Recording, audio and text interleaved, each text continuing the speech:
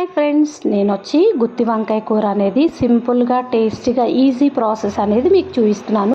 4 స్పూన్లు ఆయిల్ వేసుకొని పోపు దినుసులు వేసుకోవాలి.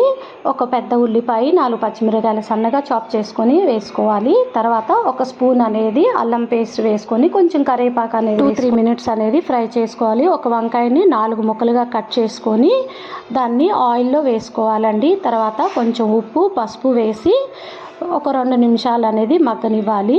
మళ్ళీ ఉల్లిపాయలు వంకాయలు కొంచెం మగ్గినాక మళ్ళీ కలుపుకొని ఒక 2 నిమిషాలు అనేది ఫ్రై చేసుకోవాలి. లిడ్ అనేది ఓపెన్ చేసుకున్నాక చూసారా, వంకాయలు బాగా మెత్తగా అనేది మగ్గాలండి. ఇప్పుడు మనకి స్పైసీకి తగ్గట్టు కారం అనేది వేసుకోవాలి. ఈ వంకాయలకి ఏంటంటే కొంచెం కారం అనేది తగిలితేనే టేస్ట్ అనేది బాగుంటుందండి. ఒక పచ్చి కొబ్బరిని మనం మిక్సీలో ఇలా కోర్స్గా గ్రైండ్ చేసుకోవాలండి. ఇది టేస్ట్ అనేది చాలా బాగుంటుంది.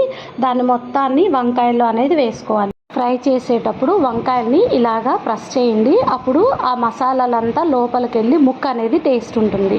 ఒక 2 నిమిషాలు ఫ్రై చేసినాక కొత్తిమీర అనేది వేసుకొని స్టవ్ అనేది ఆఫ్. ఈ గుత్తి వంకాయలో మసాలా పొడి ఉంది కదండి, వేడి అన్నంలో ఆ పౌడర్ వేసుకొని కలుపుకొని ఈ గుత్తి వంకాయ నంచుకొని తింటే చాలా టేస్ట్ బాగుంటుందండి. ఈ వీడియో కనుక మీకు నచ్చితే లైక్ చేయండి ఫ్రెండ్స్, ఇంకొంతమందికి రీచ్ అవుతుంది.